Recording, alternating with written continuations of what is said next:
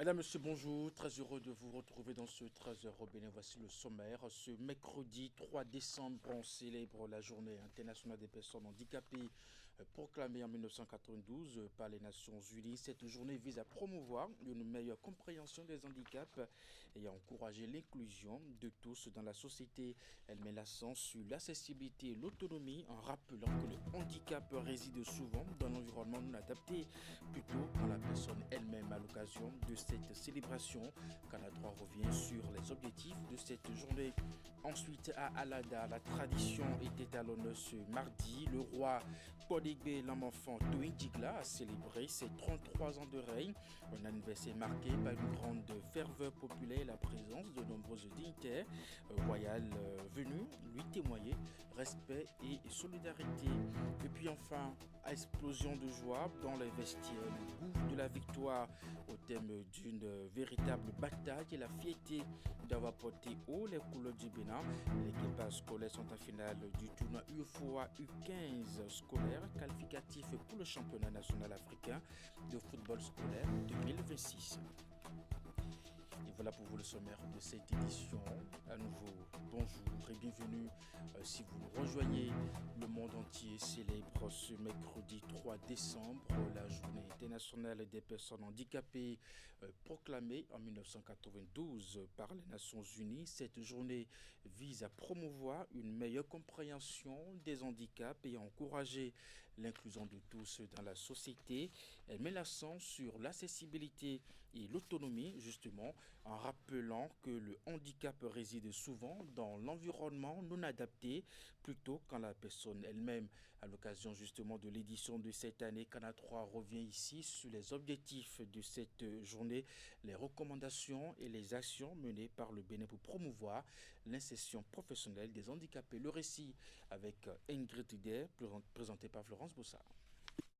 Favoriser des sociétés inclusives pour les personnes handicapées afin de stimuler le progrès social. C'est le thème retenu pour l'édition 2025 de la Journée internationale des personnes handicapées célébrée le 3 décembre de chaque année à l'initiative de l'Organisation des Nations Unies. Ce thème met l'accent sur la nécessité de construire des sociétés plus équitables et plus inclusives en éliminant les obstacles qui empêchent les personnes handicapées de participer pleinement à tous les aspects de la vie. Initiée en 1992, cette journée a pour objectif de promouvoir l'égalité de participation à la vie sociale et culturelle ainsi que le respect des droits et du bien-être des personnes handicapées. À cette occasion, des gouvernements, des organisations de la société civile et le grand public sont encouragés à organiser des événements pour sensibiliser et agir en faveur d'une société plus inclusive. Au Bénin, les actions se concentrent sur la sensibilisation, la promotion des droits et l'inclusion socio-économique avec des initiatives nationales et le soutien au programme des ONG et associations. Des mesures gouvernementales sont également prises pour favoriser leur inclusion sociale. Le pays a adopté une loi pour la protection et la promotion des personnes handicapées, suivie de décrets d'application en 2023 pour concrétiser les mesures. Un quota de 5% des places dans les concours publics est réservé aux personnes handicapées tenant compte de leurs compétences. Les étudiants handicapés reçoivent une aide financière annuelle s'ils ne bénéficient pas déjà d'autres bourses ou aides. Les moyens de transport adaptés et les équipements orthopédiques, fauteuils roulants, prothèses sont exonérés de TVA et de droits de douane à l'importation et à l'achat. De nombreuses actions sont aussi enregistrées sur les plans éducatifs et culturels. Le Bénin s'engage à une éducation plus inclusive avec une augmentation progressive du pourcentage d'enfants en situation de handicap scolarisés. Des mesures spécifiques sont prises à l'université d'Abomey-Calavi, comme le recrutement de personnel pour la traduction en langue des signes. Les personnes handicapées ont droit à une réduction de 10% sur les entrées payantes dans les centres culturels et de loisirs publics. Elles bénéficient de la réservation de places assises dans les centres culturels et de loisirs ainsi que la priorité d'embarquement et de débarquement dans les transports routiers, fluviaux, maritimes, aériens.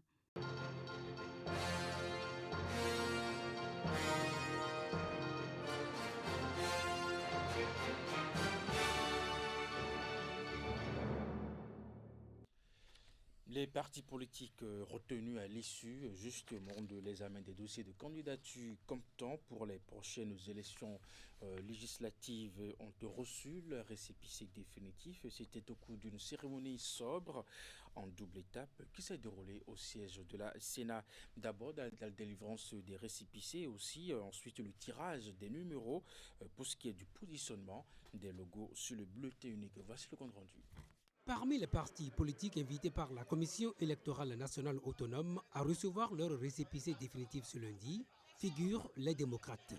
Après son éviction de la présidentielle et des communales pour insuffisance de dossier, le principal parti de l'opposition au Bénin est bel et bien en lice pour les élections législatives de janvier 2026. Nous ne doutons pas que nous gagnerons ces élections et nous comptons sur notre peuple pour le jugement. Sur ce, je voudrais remercier les uns et les autres pour le soutien constant dont le parti a bénéficié, particulièrement les principaux responsables du parti, le président du parti, le docteur Thomas Boliaï, nos députés, qui ne sont pas des députés sans domicile fixe. C'est les députés du parti LD. Sans surprise, la force Cori pour un Bénin émergent, le Bloc républicain, l'Union progressiste Le Renouveau et Mouel Bénin sont également de la partie. Tout ce que nous pouvons vous dire ce soir, c'est que nous sommes prêts à aller sur le terrain. Nous allons mouiller le maillot. Je passe un mot à tous les militants et militantes, sympathisants et sympathisantes de Mouel Bénin. Au nom du président Jacques Ayadji, nous leur disons, n'hésitez pas, leur assoler et allons chercher ce que nous avons comme sésame à ramasser sur le terrain. Nous sommes vraiment heureux. Ce ne sont pas tous les partis politiques qui ont déposé leur dossier de candidature qui sont retenus. Et c'est aussi le lieu de remercier tous les camarades à divers niveaux qui ont pu accompagner le secrétariat exécutif en fournissant des dossiers propres pour qu'aujourd'hui on puisse nous décerner ce satisfecit-là. Ces 5 partis qui ont pu valider leur dossier ont été aussi fixés quant au positionnement de leur logo sur le bulletin unique. Dans l'ordre, on note la force Cori pour un Bénin émergent, les démocrates, le Bloc républicain en 3e position, Mouel Bénin et l'Union progressiste Le Renouveau en 5e position. L'écosystème des acteurs sportifs béninois décidé à prouver justement la force de l'engagement sportif pour la première fois dans un mouvement d'ensemble. Il s'intéresse à la politique en vue de préserver la dynamique de succès enregistrée depuis 2016. Et pour ce faire, la coalition justement nationale sportive pour Romuald Wadagni est portée sur les fonds baptismaux. Le ralliement d'Abomey consacre non seulement la naissance officielle de ce creuset, mais aussi le lancement des activités. Reportage. Le creuset vient d'être porté sur les fonds baptismaux. Il rassemble les acteurs à divers niveaux du monde sportif béninois. La naissance de la coalition nationale sportive pour Romuald Wadagni, CNSR Wadagni, traduit le choix opéré par le groupe de soutenir le candidat de la mouvance à la prochaine présidentielle. Ceci relève pour eux d'un acte de responsabilité visant à consolider la dynamique du succès. Cette aventure que nous avons décidé de mener ensemble, sachez que c'est une belle aventure. C'est pour une première fois. Les acteurs à des niveaux donnés au niveau du sport ont décidé de s'organiser sur le plan politique. Venus de toutes les régions, ils étaient nombreux à rallier à Abomey. Cette mobilisation de 2 jours leur a permis de fixer les règles, de même que les actions à mener sur le terrain. Les tests fondamentaux devant régir le fonctionnement de la CNSR Wadagni ont été définis et adoptés, donnant ainsi le coup d'envoi de leur engagement militant. En ces lieux, nous avons réuni la fine fleur du sport béninois, les professeurs, enseignants de PS, les entraîneurs, les athlètes de haut niveau, les dirigeants. Hier, nous étions en phase de préparation. Aujourd'hui, nous passons des vestiaires au terrain.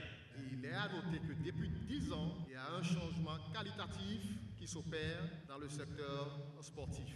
Rester inactif, rester indifférent au débat politique ne serait qu'un signe de désaveu et d'ingratitude à l'endroit du président de la République. Cette coalition entend désormais prendre son bâton de pèlerin pour aller dans toutes les contrées du Bénin passer l'évangile de Wadagni.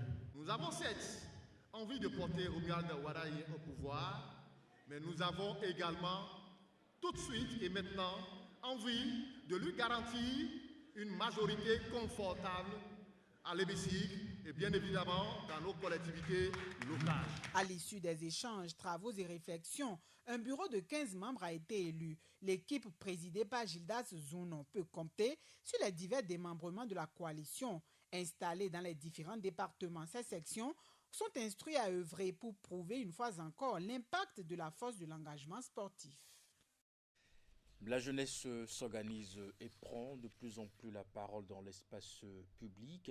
Un hôtel de la ville de Parakou a servi de cadre à la rencontre départementale du mouvement patriotique du Bénin, le MPB, avec ses adhérents et ses partisans du Borgou et d'autres communes du Bénin. Une mobilisation marquée par la présence de ses principaux responsables nationaux et départementaux et surtout par un appel fort, celui d'une jeunesse unie, formée et engagée dans les instances de décision. Le MPB entend se positionner comme un véritable levier de compétences pour accompagner les jeunes face aux défis justement de l'employabilité et du chômage, une occasion au cours de laquelle le MPB a aussi témoigné son soutien au duo de la mouvance présidentielle incarnée par Romuald Wadayi et Mariam Tchabitalata. Retour sur les temps forts de cette rencontre. Ils sont plusieurs dizaines de jeunes d'étudiants et de sympathisants venus de différentes villes du pays à avoir répondu à cet appel du mouvement patriotique du Bénin MPB. Une mobilisation présentée comme un premier grand rassemblement destiné à dévoiler au public l'identité réelle de ce mouvement. Devant l'assistance, les responsables ont expliqué vouloir mettre en place une structure citoyenne capable de promouvoir l'unité nationale, l'engagement de la jeunesse et l'amour de la patrie. C'est le moment de se lever, d'oser et de croire que notre énergie peut vraiment changer les choses ici et maintenant. On a cette force de l'âge, cette fraîcheur d'idées et cette capacité à challenger les statuts up.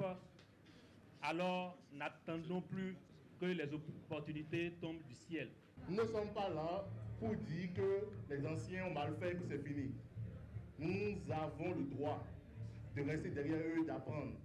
Mais nous avons aussi besoin de la jeunesse qui forme à elle seule une unité pour qu'on aille de l'avant ensemble.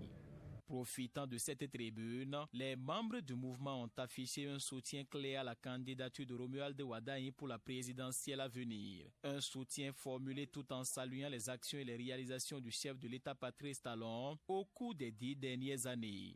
On a un candidat jeune, on a un candidat au-delà de ce qu'on ne peut apprécier de lui, il a une loyauté, il a une rigueur, il a une compétence, il a géré un ministère que je ne vois encore depuis qu'un jeune au Bénin a su gérer pour que ça se porte comme ça, comme on le retrouve aujourd'hui. Ça, cette séduction-là, qu'il faut accompagner, loin de ce qu'on peut avoir. Donc, c'est une passerelle qui pourra nous acheminer vers ce qu'on recherche. Le mouvement patriotique du Bénin remercie infiniment le président Patrice Talon pour le travail incroyable qui est fait durant ces 10 dernières années et réaffirme à nouveau son soutien indéfectible au prochain président de la République, Romuald Wadayi. Dans une ambiance marquée par des applaudissements et l'enthousiasme des participants, le mouvement entend désormais étendre ses activités à d'autres localités du pays afin de renforcer son ancrage national. Déployés depuis quelques jours sur le terrain, des envoyés du gouvernement continuent le périple pour l'explication des nouveautés apportées à la Constitution à Dassa, dernière étape de la tournée. Membres du gouvernement, députés, maires et autres ont expliqué aux populations les réelles motivations qui soutiennent la récente révision de la loi fondamentale. Les citoyens, à l'issue des échanges, n'ont pas manqué d'exprimer leurs préoccupations afin d'en savoir davantage. Ilena Moussou pour les détails. Dassa Zoumen, dernière étape de la campagne de vulgarisation des innovations introduites dans la Constitution.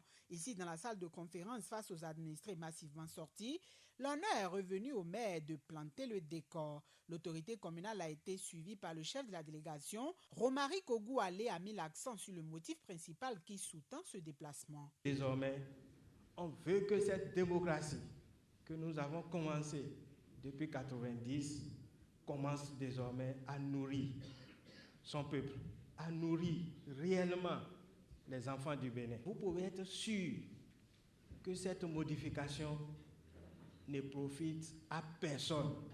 Quand je dis à personne, ça ne profite pas au président Patrice Talon. Ça ne profite pas à son gouvernement. Mais cette modification profite aujourd'hui, demain et après-demain à tout le peuple béninois. Au cours des échanges, les différents intervenants ont axé leurs explications autour de 4 points essentiels, à savoir le contexte qui justifie l'acte des élus du peuple, la création du Sénat, la trêve politique puis l'allongement des mandats.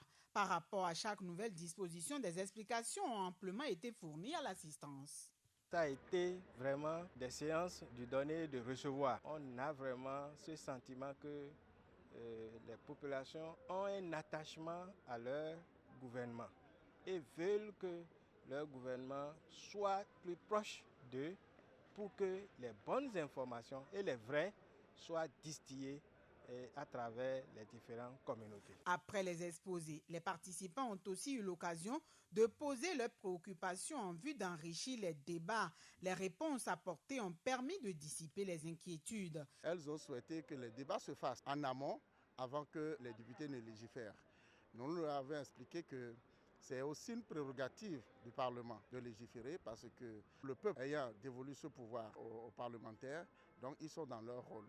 Donc, mais après explication, on retient que l'ensemble de la population a compris que ces efforts qui sont faits par le Bénin, par le régime actuel, méritent d'être soutenus. Suffisamment renseignés après la séance, les participants sont appelés à relayer les informations reçues une fois de retour dans leurs localités respectives. À quelques mois de l'élection présidentielle de 2026, Paul Rompé communie avec ses parents de Lobogor, un arrondissement de la commune de Beauport. Le candidat de la Force Corée pour un Bénin émergent en a profité pour présenter aux populations de la région tous ceux qui défendent les couleurs du parti pour les élections générales et qui s'annoncent au Bénin. Tout ceci a été fait au détour d'un meeting organisé. Bien entendu, voici le compte rendu avec Narcisse Alosset, Florent Dehou. Une foule qui se tend à perte de vue pour une procession sur près de 500 mètres et Paul Rompé fait son entrée à Lobogor, le village qu'il a vu naître. Le candidat de la force Corée pour un Bénin émergent et tout son état-major ont été accueillis en grande pompe par ses parents à qui il est venu soumettre sa candidature. D'aller vers vous et de solliciter votre adhésion à cette grande vision que nous allons appeler la restauration de l'espoir. Nous voulons bâtir la fierté béninoise à partir d'un programme béton qui mettra l'homme au centre de tout. Avec moi, il n'y aura pas d'emploi supprimé ni de chômage au Bénin, a lancé Paul Rompé pour qui son accession à la magistrature suprême du pays sera une réalité au soir du scrutin du 12 avril prochain. Que la nouvelle aille partout, au-delà du Bénin, eh bien, en 2026, l'alternance est assurée. Il y en a qui me demandent, est-ce que tu vas vraiment prendre ça? Est-ce que tu es prêt? Eh bien, j'invoque les mannes de nos ancêtres. Sedio, Betoaya, Ouza Samako, mon papa, je prendrai ça. Profitant de la chaleur de ses parents, l'ancien ministre de Boni Yayi a saisi l'occasion de ce rassemblement autour de lui pour régler ses comptes avec ses détracteurs. Eh bien, pour n'avoir rien fait pour la commune, on est obligé de se promener de maison en maison, comme un oiseau mouillé, en disant des mensonges, en racontant n'importe quoi sur ma personne. Et je dis, chaque fois qu'on dit que Rompé est fini, Rompé est toujours debout. Debout cette fois-ci pour conquérir le fauteuil le plus prisé au Bénin. Son colistier Roch Judicaël Houanou, lui, a vanté les mérites de l'homme qui, selon lui, est doté d'une sagesse qu'il faut pour diriger ce pays. Tout comme le duo désigné pour la présidentielle de 2026, tous les candidats de la FCBE aux législatives et communales de janvier 2026 ont été aussi présentés à l'assistance.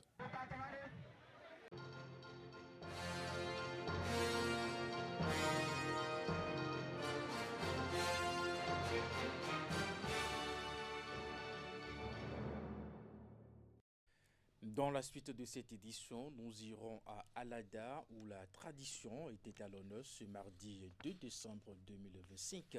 Le roi Podegbelam Fanto Indigla a célébré ses 33 ans de règne, un anniversaire marqué par une grande ferveur populaire et la présence de nombreuses délégations royales venues lui témoigner respect et solidarité. Retour sur les temps forts de cette célébration avec Teddy Goudalo. L'ambiance était festive au palais royal d'Alada. À l'occasion de ses 33 années de règne, Sa Majesté Podegbelam Fanto Indigla, 16e roi d'Alada, a reçu plusieurs délégations venues lui rendre hommage. Un moment de grande ferveur marqué par la présence de dignitaires, de sages et d'une population reconnaissante. Depuis son intronisation, le 2 décembre 1992, le souverain incarne la majesté du trône d'Alada avec une dignité exemplaire. Nous, enfants, vous souhaitons un joyeux anniversaire de règne. Les membres du Haut Conseil des rois du Bénin ont rehaussé l'éclat de cette cérémonie.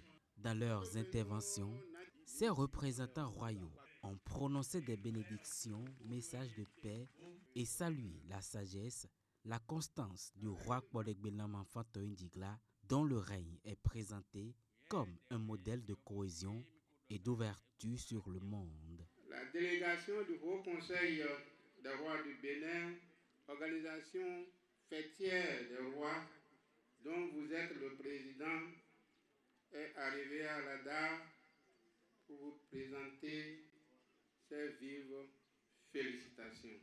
Chers princes et princesses, il y a un temps pour tout. Et le temps, c'est la gloire et le témoin de Dieu. Oui, nous venons de naître. Il vient de faire joie dans ça. Oui, l'an 1. Nous célébrons aujourd'hui l'an 1 de notre règne. Dieu est grand et les ancêtres sont vivants. Dieu veillera sur notre pays. Nos ancêtres veilleront sur notre pays et la paix régnera toujours, toujours, toujours au Bénin. Après 33 ans de règne, Podegbelam Fanto Indigla réaffirme ainsi son engagement à poursuivre sa mission, protéger l'héritage ancestral et accompagner le développement social et communautaire du royaume.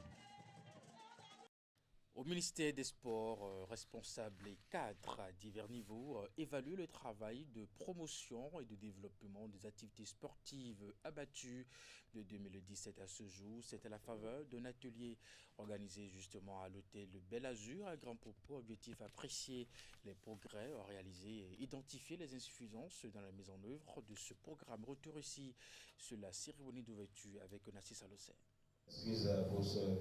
Depuis l'avènement du régime de la rupture, un vaste chantier a été ouvert dans le domaine sportif pour la détection des talents, mais aussi la formation des encadreurs. Près de 10 ans de travail articulé autour d'un programme que les acteurs du domaine sont appelés à évaluer ici, dans les locaux de l'hôtel Bel Azur à Grand Popo. Votre présence ici ce matin témoigne de votre amour pour le sport béninois et de votre engagement constant au service de la jeunesse béninoise.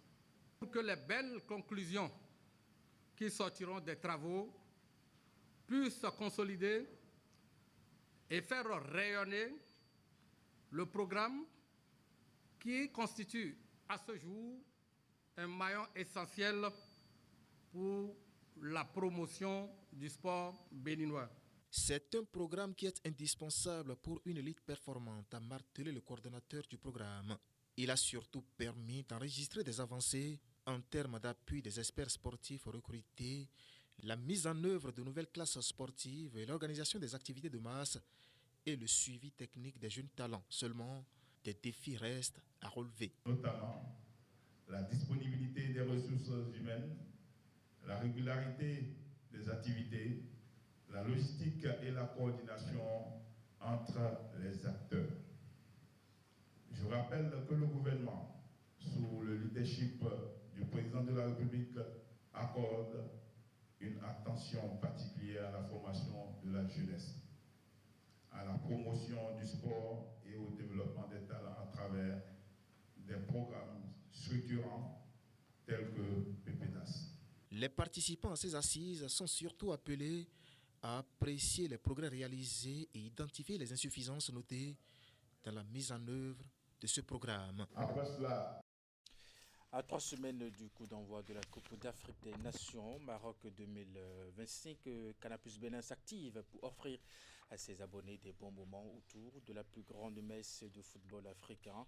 Le diffuseur officiel dévoile une palette de dispositifs et de contenus exclusifs pour plonger les abonnés dans l'ambiance de la CAN. Le groupe lance notamment une chaîne entièrement dédiée à l'événement, accompagnée d'offres attractives pour vivre la compétition du premier au dernier cours de sifflet. L'annonce a été justement faite lors d'une conférence de presse. Henri Ganti, Brice Deogracias, Menaï. La Coupe d'Afrique des Nations Total Énergie Maroc 2025 approche à grands pas et Canal+, diffuseur officiel, se met aux couleurs de l'Afrique. Pour préparer cette 35e édition, le groupe déploie dès ce 1er décembre 2025 Canal+ Cannes, une chaîne 100% dédiée installée sur le canal 16 avec un programme entièrement immergé dans l'univers de la compétition. Il y aura des magazines qui vont nous préparer à ce qu'on va vivre à partir du 21 décembre, donc avec notamment le magazine animé par Charles Mbouya qui s'appelle En route pour la CAN. Et à partir du 21 décembre, vous pourrez suivre 100% des matchs de cette grande compétition et en plus 2 grands magazines, Jour de Cannes et Soir de Cannes, avec nos experts. Pour porter cette fête du football africain qui prendra son envol le 21 décembre 2025 au Maroc, Canal+ déroule également une offre marketing taillée sur mesure destinée à fidéliser son public et à séduire des nouveaux souscripteurs. À partir d'aujourd'hui, le décodeur est à 1000 francs CFA à partir de la formule évasion. L'installation est offerte puisque c'est le mois de Noël, c'est le mois de la générosité. À partir du moment, donc on a une offre pour eux également, et donc à partir du moment où on se réabonne à notre formule habituelle, vous avez 1 mois offert à la formule tout canal, la formule de 25 000 francs CFA. Et en plus, dans cette formule-là, vous avez également accès à l'option DSTV English+. Cerise sur le gâteau, grâce à l'application MyCanal, les abonnés auront désormais la liberté de suivre les rencontres où qu'ils soient, à leur rythme, en totale autonomie. Vous avez la possibilité de suivre le match avec tous les détails sur les statistiques du match, pouvoir repartir en arrière, etc. N'hésitez pas à suivre vos matchs où vous voulez, quand vous voulez, via notre application MyCanal. Canal+ promet à sa clientèle une expérience CAN inédite. La compétition s'étend sur plus de 3 semaines et prend fin le 18 janvier 2026.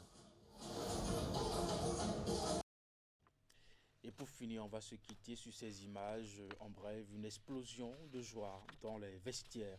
Eh bien, c'est le goût de la victoire, justement, au thème d'une véritable bataille, de la fierté d'avoir porté haut les couleurs du Bénin. Les Guépards scolaires sont en finale du tournoi UFOA B U15 scolaire qualificatif pour le championnat africain de football scolaire 2026. En demi-finale, les protégés de Séverin d'Anra ont arraché le ticket en s'imposant 1-0 face au pays hôte, le Burkina Faso, grâce à un but de Bachirou Maman inscrit à la 17e minute, porté par un public acquis aux locaux et sous une forte pression jusqu'au bout.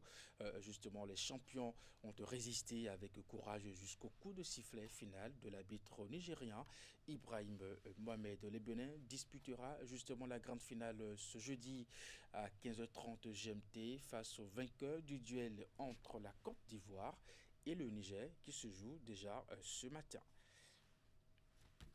C'est la fin de cette édition. Merci de nous avoir suivis et de votre fidélité à nos programmes à 16h. C'est votre bulletin d'information. 19h30, la grande édition de la soirée. Et juste après votre émission, l'info continue. Portez-vous bien et à très bientôt.